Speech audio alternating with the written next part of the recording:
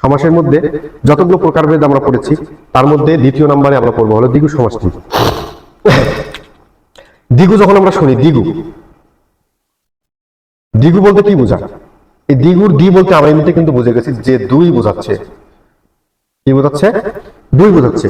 আচ্ছা, দুই যদি বোঝায়, দুই একটা কি? দুই অবশ্যই একটা সংখ্যা। দুই হলো একটা সংখ্যা।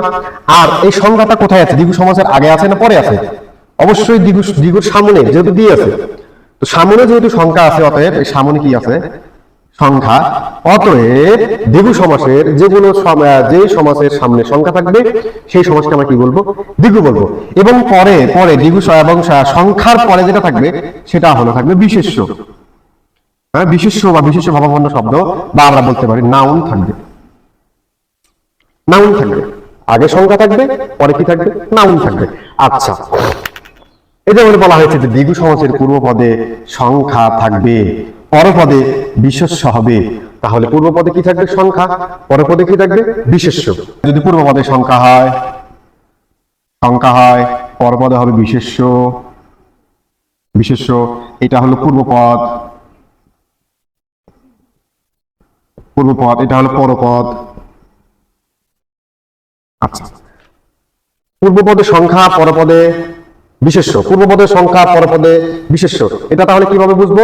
যখন কোন সমাসের আমরা দেখব পূর্বপদের সংখ্যা দেয়া আছে, কেননা আমরা দ্বিগু লিখতে গেলে বুঝতে পারি দ্বিগুতে আগে দ্বি আছে, দ্বি মানে দুই, দ্বি একটি সংখ্যা। অতএব যে সমাসের পূর্বপদে সংখ্যা থাকবে এবং পরপদে বিশেষ্য নাউন হবে সেই পদটা হলো সেই সমাসটি হলো দ্বিগু সমাস। পূর্বপদ হবে সংখ্যা, পরপদ হবে বিশেষ্য। সেটা কোন সমাস? সেটা হলো দ্বিগু সমাস।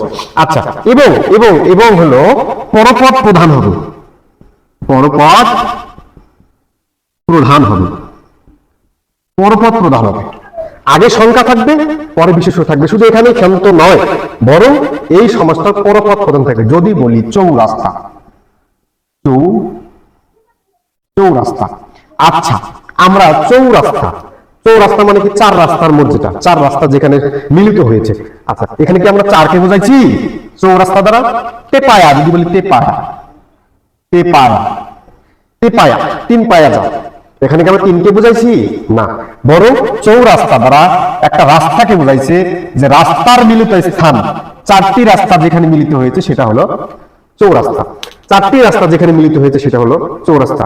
এটা আগে বা পূর্বপদ। চারকে আমরা প্রাধান্য দেইনি, যদি এটা একটা চার রাস্তা এঁকে দেই, তাহলে এদিক থেকে একটা রাস্তা গেছে, এটা একটা রাস্তা, ওয়েট, এটা একটা রাস্তা, এটা একটা রাস্তা, এটা একটা রাস্তা, চার রাস্তা, এটা একটা মোড়, এটা একটা মোড়।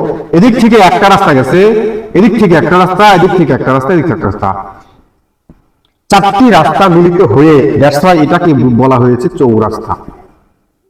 এটাকে বলা হয়েছে কোন রাস্তা? চৌরাস্তা। মানে চারটি রাস্তা একত্রে যেখানে মিলিত হয়েছে সেটাই হলো চৌরাস্তা। তার মানে এই যে চারটি সংখ্যাকে বোঝানো হয়নি, বরং চারটি রাস্তার মিলিত স্থানের নামই হলো চৌরাস্তা। কথা বুঝতে পারছি কিনা? কথা কি বুঝতে পারছেন? তাহলে চৌরাস্তা দ্বারা চারকে বোঝায় না, কি কে বোঝায়? রাস্তাকে বোঝানো হয়েছে। শুধু চারটি রাস্তা বুঝলাম, এটা আমরা বুঝবো হলো সমস্যমান পদ দেখে। আগে সমস্যমান পদে আগে থাকবে হলো সংখ্যা, তারপরে থাকবে হলো বিশেষ্য। আর ব্যাসবাক্য গিয়ে সমাহার হবে। ব্যাসবাক্যে গিয়ে সমাহার হবে। ব্যাসবাক্যে কি হবে? সমাহার হবে। যদি বলি চৌরাস্তা দাও, চৌরাস্তাটা ভাঙ্গে দেখি, চৌরাস্তা, তাহলে কি হবে? চার রাস্তার সমাহার, তাই না? চার রাস্তার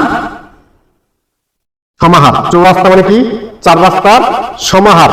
বলি নবরত্ন, নবরত্নের